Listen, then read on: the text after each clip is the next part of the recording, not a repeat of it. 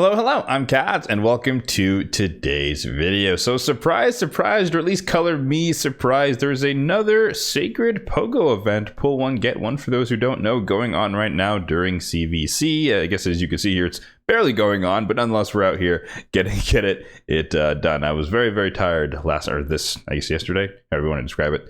But yeah, very tired, so I took multiple naps and just with barely enough time to actually do this. And honestly, if I'd slept through it, then so be it. But I didn't, so we're here. So yes, despite it only being 2 months since the last one, there is another Sacred POGO event going on right now, and we are going to be participating. Of course, there is no accompanying shard event. I mean, I guess you get points in CVC if you want to consider that to be a thing, but there is no champion chase, there's no summon rush, so we can skip all that part. And we can jump straight into the portal and take a look at the overall shard count, my account at the moment. So 560 on the Ancients, 226 on the Voids, 50 on the Primals, and then 54 on the Sacreds, which of course we'll be dipping into today. Now, I'm actually not in the optimal state where I normally am when I would go for Sacred POGO, but there's a couple of reasons where I just feel like it's worth it in my particular instance. So in fact, let me just pop up a Mercy tracker on the screen here. If you'd like a copy of this for yourself, you can check it out in the link in the description box down below. So we are 10 Sacreds since the last legendary, meaning that we are 2 away from entering Mercy. So the odds are still in our favor, relatively speaking. Within the next 20 or so, we're practically guaranteed to get a legendary. But usually I like to target Sacred POGOs when we are more like, 4, 6 plus into Mercy, just to make it a lot less tenuous to get it. But like I said, this time is a little bit different. Number one is that I'm getting relatively close to getting 300 legendaries total on my account. I think by my count at the moment, including fusions and free logins, I'm somewhere around like 290-ish. So I'm kind of itching to get, as many legendaries as possible, because I like to do some cool math figures and talk about those and how they've broken down on my account so far, every 100 legendaries that I acquire. So this will be the third video in that series, coming relatively soon. But more practically speaking, there is a progressive chance events for Sidax, who is one of my most wanted. In fact, I think he is my second most wanted non-void legendary at the moment, and so the opportunity there is small but still quantifiable, if that makes sense. So it's around, I think, a 5% chance, 6% chance that when I should say we get a legendary, one of them might be Sidax, not both of them. And of course, you don't get 20x on the second one you pull. They're both rolling on the 15x, but 2 chances to get them. Crazy things have happened on my account, so there's a chance for that. And last but not least, honestly, I have a lot of Sacreds. Even though there's a new event collaboration or IP thing going on, with the Wizard of Oz and whatnot, I should have plenty of Sacreds left over to embark on that journey as well, assuming we get the legendary relatively soon, which is usually my track record. But of course, this could be an outlier session, you never know. And POGOs are really only worth it if you fully commit to getting the legendary, so we're gonna have to do that no matter what if we embark on this journey. But yeah, so for those of you who say that I never YOLO, that is generally true, but in this case, this is more of a YOLO session than it is a practically thought out, reasoned session, even though I'm relatively speaking justifying it to myself. So when we do get a legendary, who are we going to be looking for? Like I already mentioned, Sidax is number 2 on the list. Number 0 is kind of Rotos at this point, just because I have a +3 empowered Rotos, and I wouldn't mind getting the last copy to make him my first ever +4 champion. I mean, he's my only empowered legendary in my entire account, but nonetheless, it'd be cool to have my first +4 legendary in my account. But after him, it's Martyr, then Sidax, then Freya Fateweaver, then Vestel Riverthorn, and then Duchess Lola 2. Those are my top 5/6. But of course, we should get a few epics along the way, so I am still in the market for Lion's Guard Galatea from the newest faction in the game, because I've heard she hits relatively hard, and I just have not pulled a copy of her, and I would like to have a copy of her for some future state where Sylvan Watchers are required for, obviously their faction crypt, but also potentially future restrictive content. All right, without further ado, let's get into the actions. Enough of the preamble. We've got hopefully enough space. We got 30 slots, we've got tons of cash, and we don't really need luck. I mean, luck to minimize the amount of Sacreds we pull, but obviously we're going towards a guaranteed result. So let's dive right in and see how quickly we can get, hopefully, this double legendary proc. First off, we have Talia, very old school epic who hits okay, but you don't really need many epics that just purely hit hard nowadays, even though we just kind of glazed Galatea, but she's a little bit different. We've got Old Gruckus, who can be kind of, at least he's in my Grim Forest rotation, is one of my 3 redundant heal reduction champions, so just epic who can do the job. AoE heal reduction with decreased attack, it's just good set of abilities, but he's also useful for Fire Knight variations in the Cursed City, for example. Triple hitter A1, good, decrease speed, turn meter suppression a little bit. So I use him for that. Good, decent epic, albeit relatively niche.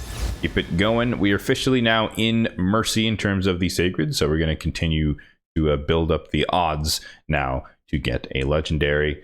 Narox Blackhorn, honestly, no idea what this guy does. AoE provoke on a 4-turn cooldown, not bad. I mean, this screams like fusion epic to me, which is why I probably don't know what he does. But decrease speed A1, high protection counterattack, decent, I would say, decent. It's just, you know, if you need CC in that faction, Skinwalker specifically, then he sounds like a pretty decent epic. Grunge Killjoy is okay. I think his only utility is very, very niche if you need him for the, if you're desperate and you need him for the bomb trial in Hard Mode Faction Wars, or I do run him in one rotation of the Cursed City, where he is in the selections for Nether Spider, where he can remove all the debuffs, i.e. all the poisons, and convert them into continuous heals. So that is his one use case I count. So make of that what you will.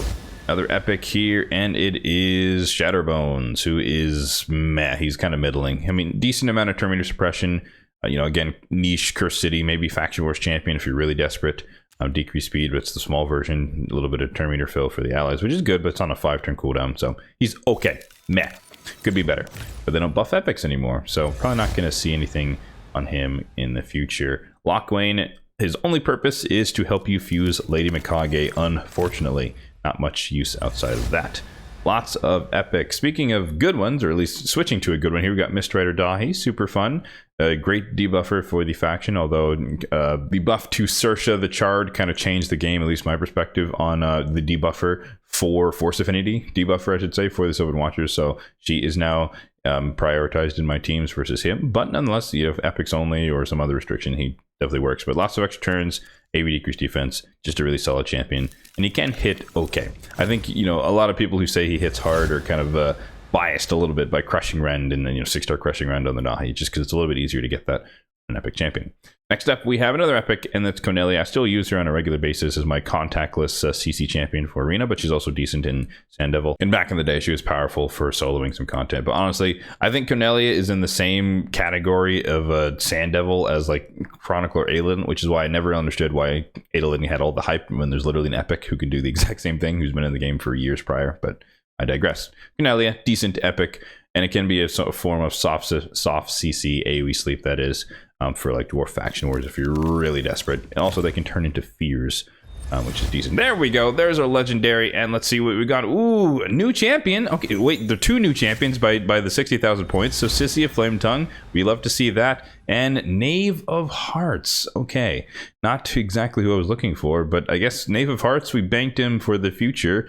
If and when, if I ever get Queen of Hearts, I think, you know, I need Cheshire Cat too. But there's one champion towards the Alice's Adventure badge or whatnot. So, okay, we'll definitely take this. Not exactly who we were looking for, unfortunately. But you know what? Sissy has been on my like tertiary desire list for a very, very, very long time. Specifically for like niche challenge tournaments and whatnot. Because she does, of course, have the AoE HP burn placing. And then she gives herself an extra turn. And then she also has this ability here where she can activate burns, 1 tick of all burns, and then decrease defense and weaken. So I'm honestly very, very happy to see her finally pop out of a shard, so no complaints there. We finally have, I think that rounds out my roster in terms of HP burn placing activation for at least the non-voids. Of course, I don't have like Sulfurion and the like, so awesome. Not a perfect, you know, not a super meta champion currently in the game, but again, just for niche challenge tournaments, she's going to be useful to me for sure. So we'll definitely take that.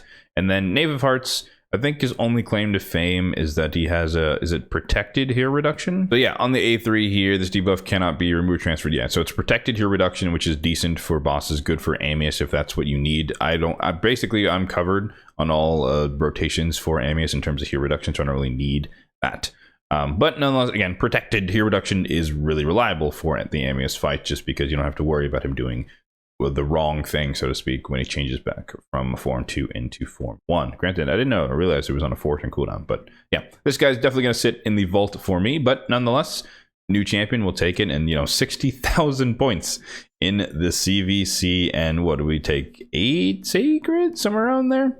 Not too bad. So minimally investing, and that's, you know, not going to complain. No side acts, unfortunately, but hey, 2 new champions, a bunch of CVC points. we'll definitely take that. So let's quickly hop into the index just to confirm. I mean, I already know this, and CVC points kind of confirmed it as well, but they are both new champions. So 2 new legendaries, brand new legendaries to my account. So I'll definitely take that once again. The Sissy of Flame Tongue, and then the Knave of Hearts. Awesome. So yeah, if I manage to get Queen of Hearts, and she is one of my most wanted void legendaries, to be fair, and then Cheshire Cat is the other one that I'm missing, then I would have the cool badge for Alice's Adventure. I'm going to assume that for the Wizard of Oz, they're going to be just like Alice's Adventure, just like the Thor one, so to speak, where you can get all the champions in the game, and there will probably be a badge, an Oz badge for that one. So that'd be kind of cool to see how many of those champions are going to be guaranteed and whatnot, and so that we can actually go for that. Obviously, the Void Legendary is going to be guaranteed, air quotes, by winning a tournament or some other BS.